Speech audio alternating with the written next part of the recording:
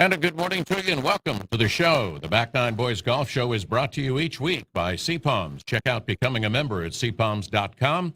By Mizuno Golf, reach beyond. By Club Car, the leader in golf utility and fun personal vehicles. By Bridgestone Golf, try the new Tour B golf balls. And by RSM, proud sponsor of the RSM Classic, giving back to our community. On the show, we'll remember one of our great interviews that we had with Jack Lumpkin, senior instructor at Sea Island Golf Performance Center for 33 years and a top 50 golf instructor every year since 2000. Then we'll talk with John Diulis, president of Golf Training Aids, about what's new and what are the ones that he would recommend to help our game.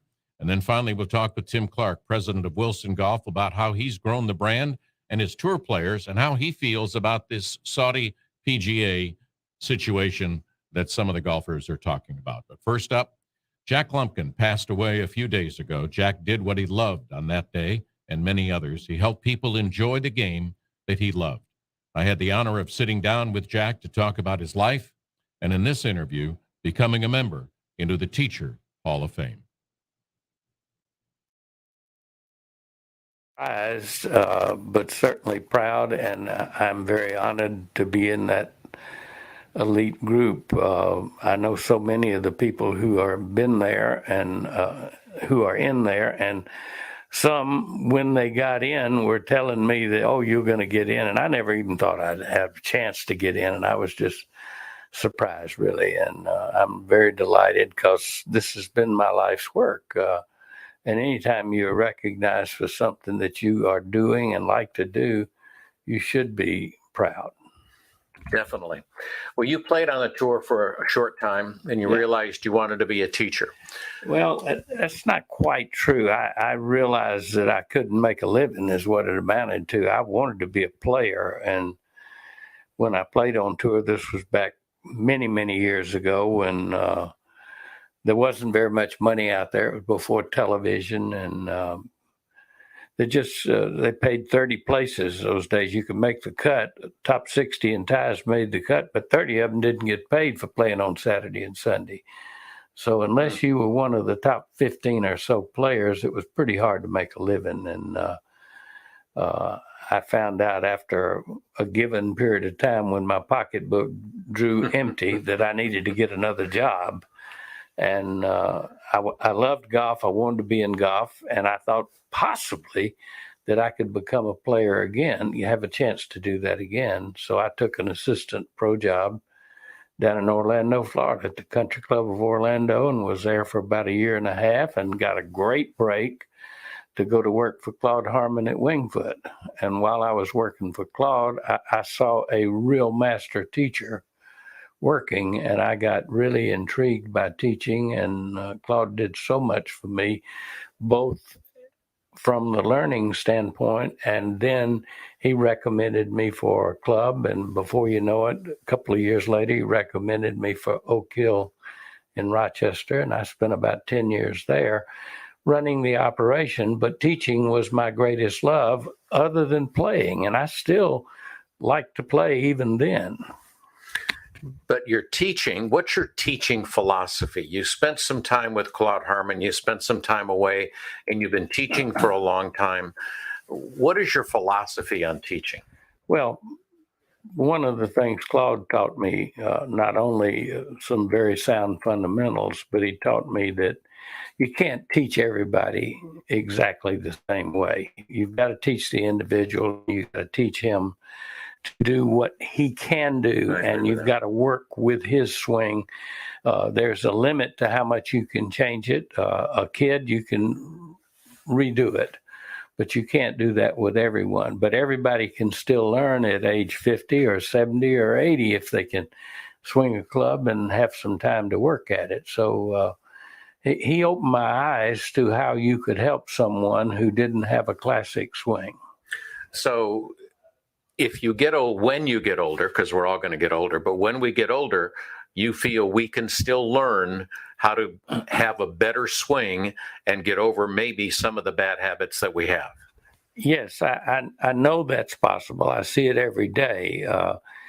If you ask me my philosophy would be I stay as close to very sound fundamentals as I can. Now, you have to adapt those to the player as to what their strengths and weaknesses are.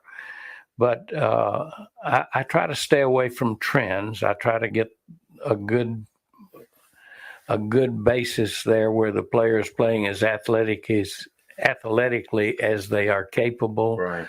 I try to get their hands on the club so the club's going to square. I try to get the club swinging as close to the plane line, if you will, as is possible. And I certainly spend a lot of time on trying to get a person to make good, square, solid, repeatable impact. If you can do this and get them balanced and get them, give them some drills to do, very few people would not make progress. I would say I'm pretty comfortable that 80-90% of the students I work with get better. Now, do they become a star? No, but if you get a 20 handicapper who has a hard time keeping the ball out of the right rough, and you get him started hitting it down the fairway a little bit, and maybe one or two over on the left rough, and his handicap drops to 17 or 18, you've made him have a lot more fun. Sure. And the same would be true for a scratch player. If you can get him to maybe shape his ball a little better and have the trajectory he wants and the spin on the ball or the lack thereof, if he's looking for distance with his driver, then you've done some nice work for him. And though his handicap might go one better for a one is really good. It's like 10 better for a 25, That's true. Yeah. All right, you've worked with some unbelievable people throughout your career. I mean, Davis Love for one, Brian Harmon for another. You've worked with him since he was very young. Mm-hmm. What has impressed you, and what kind of swings did you see early on in their career? Well, they had very natural, sound motion. Both of them are good athletes, and they swung the club very athletically. They each had different problems. Davis is 6'3", Brian is 5'7.5". Brian's swing tended to get a little long and sometimes got a little too much to the inside coming down. Davis, on the other hand, was tall and tended to get his club a little bit too high. So we tried to get them to almost meet in the middle and get as close to the plane line as we can. But a very fine player once said it's pretty important, maybe more important for a teacher to have a good player than it is for a player to have a good teacher. And I think being Davis's teacher and being Brian's teacher has helped me way more than maybe I've helped them, though I think I have helped them. And I know I've read in some of the research about you that you say 60% of the game is within 60 yards of the hole. So practice your short game. There is no question. If you want to get better, if you can get where you can hit your wedges on the green, if you're a high handicapper, not have to double chip or double pitch. If you're a better player, if you can get your wedge within a possible makeable distance. If you are a very good player and you can knock it in within 12 or 15 feet where you've got a chance to make the putt, there's no way your game wouldn't get better. And certainly it's hard to finish the hole without putting, though every now and then you chip in, but you don't chip in every hole. That's true. So you better be able to putt some. I remember my conversation with Billy Casper. I had an hour and a half with him. And one of the things he told me was I'd go on the range, I'd hit a couple of irons, hit a couple of drivers, and then the whole rest of the time I'd go practice short game. And that's Billy Casper's game. That's how he won so many times. Yes, he did. And he was a master of it and one of the best putters that ever walked on the planet. There's so much. I mean, Tiger, for example, Tiger is he's certainly the greatest player of the modern generation and maybe the best player other than Nicklaus. It's hard to compare. Two different eras, two different balls, two different sets of clubs and all of that. But Tiger's one of the best short game players that ever walked on the planet. And when he was playing his best, there's nobody that putted any better than Tiger putted. So if you took that away, we would have heard of him, but you would only heard of him on the week where he was just stiffing it. The rest of the time, he wouldn't have been able to shoot like he does. All right. A lot of the Golf Channel folks, a lot of the golf writers, they talk about Tiger's got 80 wins. Is he going to win another major? Is he going to, do this or do that? Jack Lumpkin, do you think Tiger's going to win another major? I don't know whether he will or not, but he certainly can. He's got a chance to, because he is now swinging better than he was, unless you go back 6 or 7 years. He's putting better again. He's playing his short shots better. And his win last year at East Lake was like a semi-major. So could he win at Augusta? That'd be a great place for him to win. He knows the course like the back of his hands. Could he win an Open at Pebble? He's already done that. Could he win a British? He's done that. Somebody who has done that has a better chance than anybody who has never done that. Do I think he will? I hope he will, but I can't say for sure. When you go to the Masters, they always talk about all the people who they think can win. In your opinion, what does it take to win at the Masters? Well, it takes a person who can accept the golf course and be able to control his ball well enough to put it in position where he has a chance to putt at the cup. There's a lot of places on those greens where you just are hoping and trying your best to get it down in 2. But if you can leave your ball in a good place under the hole, and you get some makeable putts, the greens are marvelous. You'll make some and you can get on a run and play really good. But you've got to be able to control your ball. The tee shot's important. Yes, you need to be in place, but you've got to control your ball going into the green. You've got to have a very nice short game around the green, and you got to be able to putt your ball once you get there. There's a lot of guys that are over 40, and today in the golf world, it seems like if you're over 40, especially 45, that it's extremely hard to win because there's so many college kids, high school kids going into college kids wanting to turn pro who are just so strong mentally, physically, and they've all got a great game. Do you think it's still hard to win after 40, even though you have the experience based on the young talent that's out there? Well, if you look in pro football, Brady's over 40, and maybe there's another quarterback over 40, but not very many of them are. And he's been fortunate to play under a system where he could do what he does at New England. That's why most of them have to retire at some point. They can't throw as well. They can't move as well. Same in golf. They can't strike it as well. They aren't as flexible. They aren't as strong. They don't putt as well. Their nerves are not quite like they were when they were in their 20s and 30s. But if you are a very good ball striker and your nerves are good, there's no reason why the exceptional player can't still win in his 40s, but he's not going to win like he did in his prime unless he's just the rarest of rare individuals. I talked to Nick Faldo at the PGA show, and I asked him why he wasn't playing anymore, and he said, because I can't play like I used to. Well, take me. I'm in my 80s now. I don't play as much as I used to. I hit practice balls, and I can hit them fairly good. They don't go as far. I can still control them. Why don't I play? Because I can't shoot what I used to shoot, and I don't have as much fun going out and playing and shooting higher. Though I enjoy a good game when I get some people I enjoy playing, but there was a time where every evening when I finished teaching, I was going out and playing 9 holes and working on my game because I still wanted to be an excellent player, even when I was in my 40s and 50s and 60s. Today, I've got an excuse. I'm just too darn old. Okay? Never too old, Jack. Thank you for taking the time. Thank you very much, Rick. I appreciate it. Jack Lumpkin will be remembered as a passionate man who loved to help people with their golf game, a true gentleman. He will be missed by many.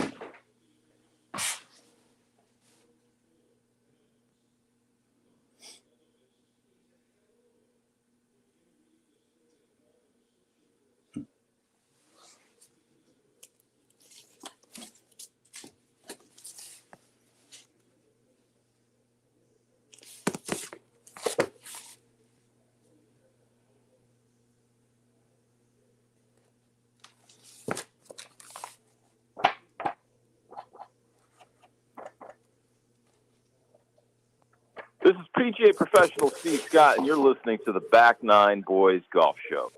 And welcome back. I'm Rich Stiles. Do you use training aids? I do, and I know a guy who really, really uses training aids. In fact, he bought the company. We're on the phone with John Diulis, president of Golf Training Aids. Good morning, John. Good morning, Rich. How are you? I am wonderful. You and I met at the PGA show. We talked. You showed me a bunch of things, but one of the things I wanted to ask you is, you bought the company. What did you like about the company that led you to buying it? You know, it's interesting. I first, I really enjoyed the interview with Jack Lumpkin. It was it kind of reminds me of actually one of the reasons why we bought the company. The founder of our company is a gentleman by the name of Dr. Gary Wyron, who, like Jack, is a legendary teaching professional. I think he's 87 now. Yeah. In the Teaching Hall of Fame. And he started the company. He started what was then Golf Around the World, and the name was changed in the mid 2000s to golftrainingaids.com when we became more of an e-commerce company. But really, that's one of the reasons we bought the company, is because, you know, between Dr. Wyron and his son Dane, there's not a training aid that has been produced in the last 50 years that they haven't seen, analyzed, tried to improve, and that's really what we try to do as a company. So, great story behind why you did it, and there's a lot of training aids that are out there. How do you choose the ones that you end up saying, okay, we're going to use this one, or buy this one and put it up on your website? You obviously go through some kind of an analysis with your team to figure out, is this good or not? Yeah, well, I mean, I'll state the obvious. We're a business, right? So first, it has to meet the business criteria, and that's really holds true in any type of business, not just training aids. And then it really needs to be functional. Again, we have experts who know how to use and manufacture these products, and I will tell you, we probably get at least a product every other week that's either delivered to us or a video sent to us where we will look at it and by the way, I'm not the expert, but Dane and Dr. Ryron will look at this stuff and say, this really could work. This could really help your average golfer. And I think one of the things we've really identified, and I think this goes back to your first question of why do we buy the company? There's 24 million golfers, I think, and Right. and there's a really, really small percentage of those who are single-digit handicappers.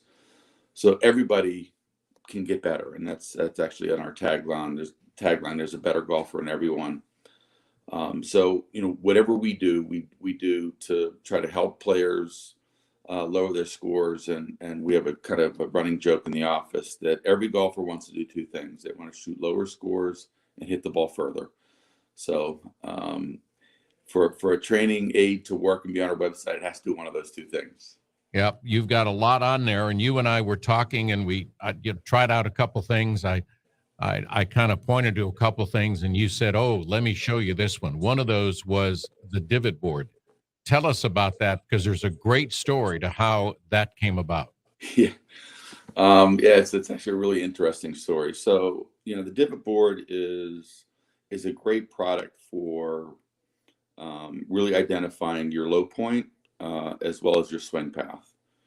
And there have been other products that have been produced in the past that kind of do similar things. Right. But this one was made much higher quality. Again, it's super, super popular. But so the story is there was a gentleman who decided he wanted to take up golf and went to the range and practiced and couldn't get any better, and realized that he was hitting it thin, hitting it fat, and he wanted to come up with a product because he couldn't find one anywhere. So he started to develop this Divot Board and went through many iterations, and his wife could see his frustration. She said, well, the problem is the material you're using is incorrect. You should use sequins like they have on dresses. Yes. And so they, went out and bought the material and realized, that was the key, right? To change colors at impact to show your swing path and low point. And I guess the rest is history. Yeah, I mean, it's a great product. I found out that my swing is not as good as I thought it was, which is obviously why you call it a training aid. Right. But there was another item that you also told us about that really kind of helps your strength a lot more, and now you're wanting to improve that. Yeah, we're really excited about this. We're hoping we'll be able to launch the new Power Swing Fan in mid-March. So the Power Swing Fan has been around for a long, long time. And one of the things we thought about was we need to improve this product, because not only is it good to increase your strength and swing speed, but it's also a good fitness tool. So we reached out to former long drive champion Maurice Allen, and he shared some of the exercises that he used in his training, and he used the Power Fan every day as part of his training to win long drive championships. And we have another partner that produces switch grips, which is a grip that has counterbalance weights on the butt end. And so we put the two together and started playing around with it, and I think we're going to hit a home run. The product is high quality, and you'll be able to interchange the weights so that you can start at 2 grams as part of the grip and go up to 20 grams. So it really gives you the variability in your physical training and physical fitness for golf. And again, I think this is going to be a home run. Yeah, it really will be. There was a lot of interest in that and the Divot Board at the PGA show. Well received. How were you pleased with your performance at the PGA show? I was very pleased, but this is the first time for me. I've been in the travel business for 25 years. When we bought the company in August of 2021, I had never been to the PGA show. I just heard about it. Yeah. So I was a little nervous going in when they said the attendance was going to be down about 50%. But I will tell you, we made a lot of great contacts, including yourself, at the PGA show. I think the fact that the attendance was down a little bit was actually a benefit, because we were able to have meaningful conversations about, potentially repping new products, getting new product ideas. So we were very, very happy with the show. Yeah, I was pleased. I mean, yes, attendance was down. Yes, there wasn't as many booths, but guys like yourself, companies had more time to talk to without being distracted, because when it's busier, you got more people.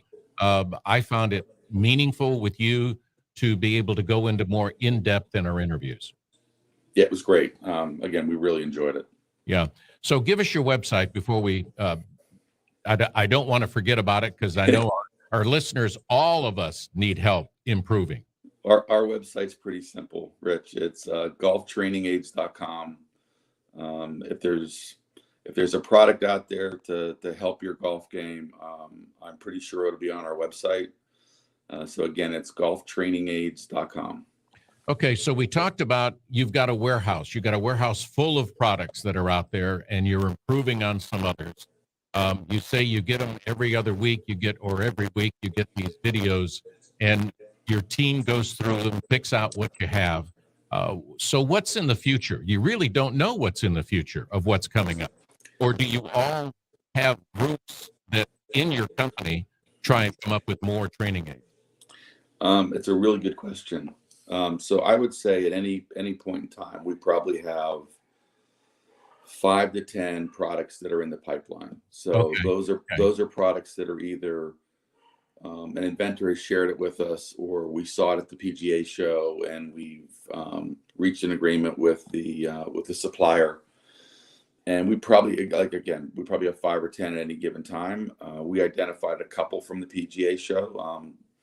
2 of them are already on our website. We're working on 3 or 4 more. And we're also, identifying products that we are going to manufacture. So that's one of the things that we identify pretty quickly, that there's a good reason for us to go out and try to manufacture our own. Nobody knows training aids better than Dr. Wyron and his son. So we've actually dusted off some of the older training aids that we think would really help golfers today. And one of the things that we're really trying to do, and I think this is a void in the business today, is products that you can use in your home. And right, there are probably 500 different putting mats, and we want to produce something that is you can use in your home office, right? Or you can go into your garage and use it. Whether it's a swing aid that is only 2 feet long, so you're not hitting the ceiling fan or breaking a TV, right, to a putting mat that is not sticking out your office door because it's too long. So, I'm really excited about the putting mat opportunity, because we think if we get something in the 6 to 8 feet long, foot wide, that's very portable, you can roll up, that rolls well. We think this could be a really big opportunity, and everybody will want to have one for their home office. So you're a golfer. You decided not to play this morning to do this interview, which we appreciate. You use training aids. Have the ones you have helped your game? Absolutely. I will be playing shortly after this call. Okay. I live on our course right behind the number 1 green. So I have my own golf cart. And right next to my golf cart is a power swing fan. So before I go, I take 20 swings to loosen me up. And it really helps my game. Yeah.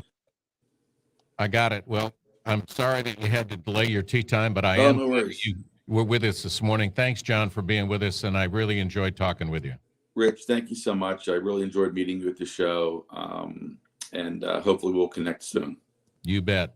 All right. Take care. Because we all need them more than we really realize. Yeah, thanks, Rich. All right. John DeLeo is president of Golf Training Aids. It is golftrainingaids.com. Check it out, because everything that's on there could be something that could help your game today. And we're going to be back talking with Tim Clark, the president of Wilson Golf. But We also want to tell you about Mizuno Golf Clubs. They got the best irons in the game. They've got some new ones coming out. They're on their website. Check it out. New drivers, new irons, new wedges, some new putters that they've come up with. So you want to check it out because it's all that's new at Mizuno with MizunoGolf.com. So check out MizunoGolf.com. Nothing feels like Mizuno. Reach beyond. We'll be right back.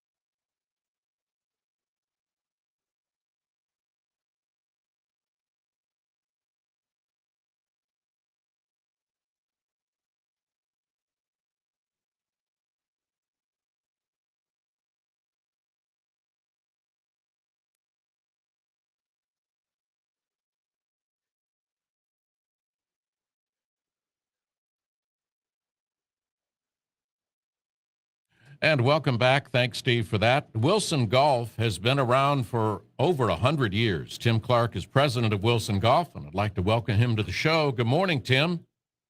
Hey, good morning. Thanks for having me. It's a pleasure. How is business in today's world for Wilson Golf?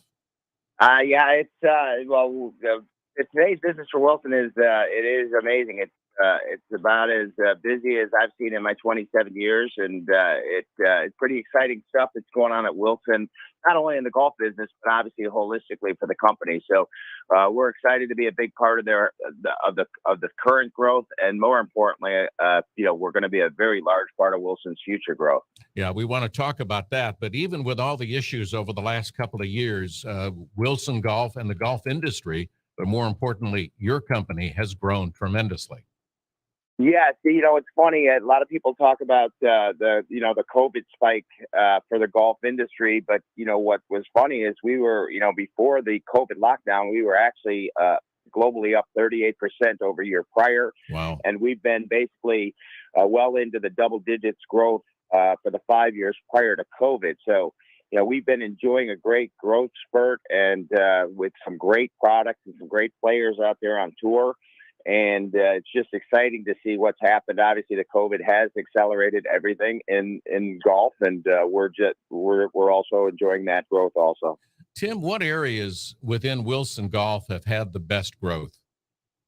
Yeah, our iron business has been, our iron business has been the hottest business we have. I mean, if you look at what happened with our D9 iron, we have our D9 forged iron coming here later this year. Our staff model blades and our staff model cavity backs, which is what our tour players are playing. We've seen tremendous growth in all of those categories. And then of recent, we've always had great, solid business in duo, but it's really been exciting to see us enter the urethane golf ball market with the success of staff model, and now a ball that's played on tour by a few players, which is fantastic. Also played on the European Tour and the LPGA Tour. And then you look at what's going on with our launch of Triad, which has been actually one of the most successful launches in Wilson Golf history. We sold basically out of the product in the first 48 hours. Obviously, we have more on the way, but it's well exceeded our forecast expectations. Yeah, and you have grown a lot. I mean, you and I talked about this at a couple of years ago at the PGA show, but from Ricky Barnes, your team has really, really grown. Yeah, I would say, and again, we've been playing the long-term game, and I think that's been kind of the decision I made when I got the opportunity, is that I wasn't going to fix Wilson Golf overnight, but I also knew that if we did the right things, year over year over year, that we would start, making our way back up the mountaintop. And obviously, this year was quite exciting, or basically last year at the end, where we were able to sign John Augustine, who was, a number 2 amateur, played some great college golf, 4-time All-American. And he basically picked Wilson because he liked our equipment better than the other guys. And then you add to that, we added Quade Cummings, a Walker Cupper. Both of those guys are playing now on the Korn Ferry Tour and having success out there. Quade is played at Oklahoma, great player. Again, same situation, loved our equipment. And then on the LPGA, Sophia Schubert, who played at Texas, great resume, an amateur golfer.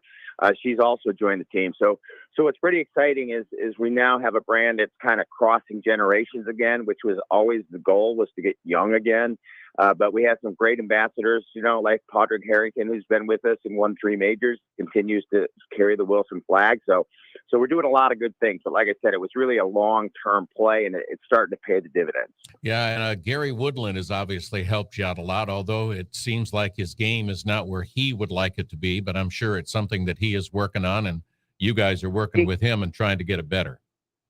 Yeah, and I think Gary's situation is he had a little bit of a hip injury issue that he doesn't really talk about. Gary's kind of one of those athletic guys, but Gary is a world-class player.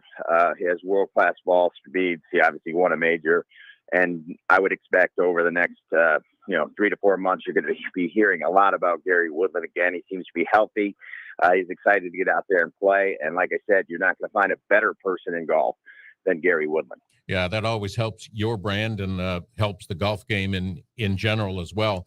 You had a Golf Channel TV show that you did to talk about drivers. Any opportunities out there? Are you guys looking at that to bring that back in that form or a different form? Yeah, that was a great thing that really did a lot for our brand. We did 2 seasons of that show. You could be honest, we were in negotiations for the 3rd season when Golf Channel basically had their restructure where they eliminated kind of original programming and they moved all the businesses and studios from Orlando, Florida, up to Connecticut. So that kind of stalled that project. But yes, I would say that we found that to be, it was one of the top rated shows on Golf Channel. It got us over 4 million viewers, individual unique viewers, which was a very high rated show for Golf Channel. So yes, we are always looking. I would say we're always looking at innovative ways to get people excited about the game of golf, and I think that show did that. And we'd love to do something similar or something different, but we're always looking for new ideas, better ways to get to the consumer and educate them about what it takes to make golf equipment and how challenging it really is. What's ahead, Tim, for Wilson Golf? You know what? I said this in our company meeting. I don't think there's a brand in golf that has a brighter future. For us, we have some great products in the making. 2023 is going to be a huge launch year for us. I don't know if you know it, but we did put a new tour van out on the PGA Tour as we are growing out there with guys like Martin Trainer and Augustine and Cummings and Streelman and Steele and Barnes and Harrington. We need to have a bigger vehicle to support. So that van just went out on the West Coast swing and heading down to Florida now. So for us, you're going to see a big launch into a new equipment series that you'll see in 23. 22 is quite honestly, just be transparent. A lot of it is managing supply chain. The supply chain is very challenging right now. Steel shafts are on allocation. So to be transparent, our ability to grow, which we grew well over 30% last year, and we'll do it again this year. It probably could be much closer to 50 to 60% if we were able to get the capacities we need right now, specifically in steel shafts. Right. So 2023 is going to be pretty exciting, and I think the future of golf is very bright right now. As you look at all the people that are going to Topgolf and now converting to golf courses, it's all great news for the sport and the industry. Yeah, it really is. I know there've been a lot of issues out there, but let's take a quick break, Tim, and we'll come back and talk a little bit more about your visit to Tucson and the WM tournament. But we want to also talk to you about CJ's Italian Restaurant. Check out their monthly specials created by the local elementary schools, and the schools benefit with part of the proceeds going back to them. Birthday parties, great thing. Check out everything at CJ's, especially the deep dish. Thin crust is also good. Check out their full menu at cjsitalianrestaurant.com.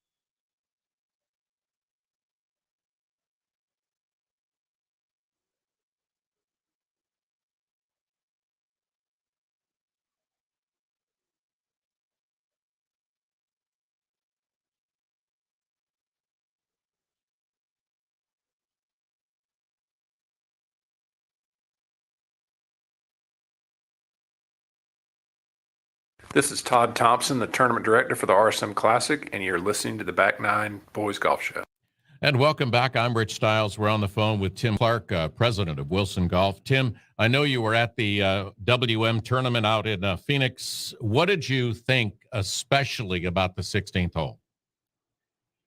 Yeah, Rich, again, I've been out there for a number of years. It's kind of really the first tournament where, our full tour staff actually participates. So we usually make the trip out there always. And it's different. I'm going to say for me, I think it's a great event for the sport. It's different. The players are just kind of kicking off their season really at that point. So they're playing loose and they look at it and have some fun with it as they get into the more serious part of the season.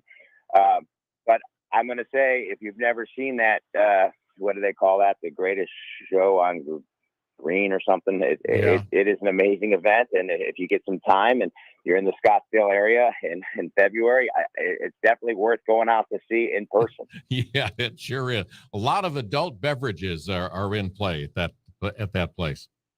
Yeah, well, like I said, I think what's interesting is, it's probably a completely different demographic of viewers in the, customers in the building or in the facility. Yeah. Meaning the average age is well younger than what you see at most tour events. They're really all about having fun. I don't know what their golf knowledge is for most of those people that attend, but they do make it an interesting day. Yes, they do. All right. As president of Wilson Golf, what are your thoughts about the PGA Tour and this Saudi golf group that's going on? Rumors are that there are 17 to 20 guys, some big names, they say, are interested in doing it. What are your thoughts about all this back and forth? Yeah, I've been following, obviously talking to our players in different levels. I think it's, there's been, there's always going to be competitive ideas in any sport. It doesn't matter whether you're, looking at football or other activities. I think the Saudi League is an interesting concept. I think, it's kind of been tried before and keeps kind of, every 7 to 10, it comes back for another run. I think what the PGA Tour provides for fans and for players is pretty exceptional. Yeah. And the idea of this Super League, I think they're going to have a very difficult time. You've already seen, some of the top players like Rahm and Justin Thomas come out and say they're not going to play. So I think I think it'll be a great venue for probably those players like Ian Poulter and that who are looking to extend their careers and make some payout money. But again, competition, I always say, is good. I have no problem with competition. I think it's a good thing in sport and in business and in life. And but I think the PGA Tour has done a lot of good things over the last few years to really support their membership. And we're excited either way. Our players will make those personal decisions. I don't think it'll change a whole lot of what we do. But I think it's an exciting time for players out there to make some evaluations. Yeah, and I think the most vocal that at least I've read has been Phil, and I'm honestly disappointed by the way he's reacted to this. But that's Phil. You never know what he's going to do.